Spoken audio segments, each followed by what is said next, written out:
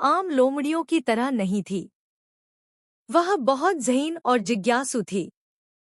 उसे हमेशा नई चीजें जानने का शौक रहता था। उसने कबाड़ और पुरानी चीजों से एक शानदार मशीन बनाई थी, जिसे वह समय की मशीन कहती थी। एक दिन मीलो ने सोचा, मैं हमेशा भविष्य के बारे में सोचती हूँ, क्यों न एक बार अतीत में जाया जाए। बहुत ही पुराने अतीत में। उसने अपनी मशीन पर कुछ बटन दबाए, एक लीवर खींचा और अपनी मंजिल के तौर पर डायनासोर का युग चुना। मशीन में से तेज रोशनी निकली, वह जोर से हिली और एक झटके के साथ मीलो की आंखों के सामने सब कुछ धुंधला हो गया।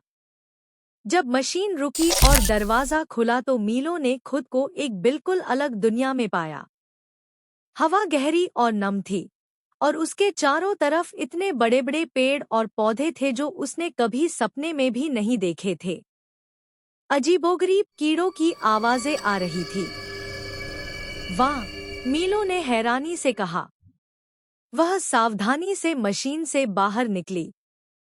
थोड़ी ही दूर उसे एक बहुत लंबी गर्दन वाला डायनासोर, ब्रैकियोसॉरस, नजर आया जो आराम से एक ऊंचे पेड़ के पत्ते खा रहा था।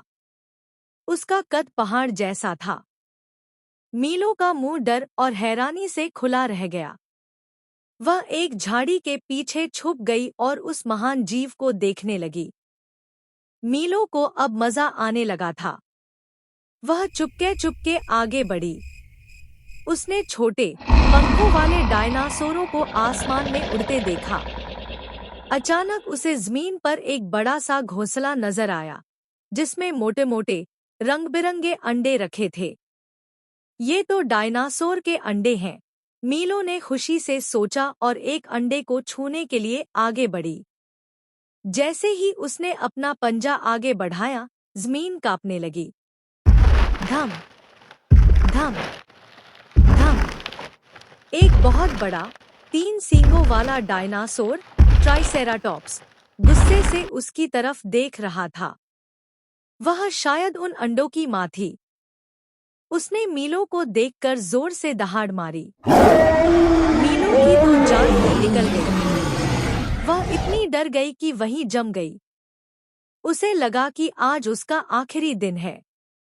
उसने डर के मारे अपनी आंखें बंद कर ली और एक छोटी सी गेंद की तरह सिकुड़ गई। लेकिन ट्राइसेराटॉप्स ने उसे नुकसान नहीं पहुंचाया। उसने शायद भाप लिया था कि ये छोटी सी रोएदार मुंह कोई खतरा नहीं है।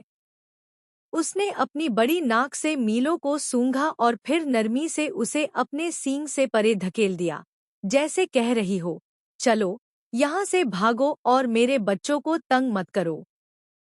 मीलो को जैसे ही मौका मिला, वह अपनी जान बचाकर अपनी टाइम मशीन की तरफ भागी। वह जल्दी से अंदर घुसी और वापसी का बटन दबा दिया। एक बार फिर रोशनी और तेज आवाजों के बाद मशीन उसके अपने जंगल में वापस आ चुकी थी। मीलो ने गहरी सांस ली। बाहर उसकी जानी पहचानी दुनिया और दोस्त जानवर थे। उसे अपना घर आज जन्नत लग रहा था।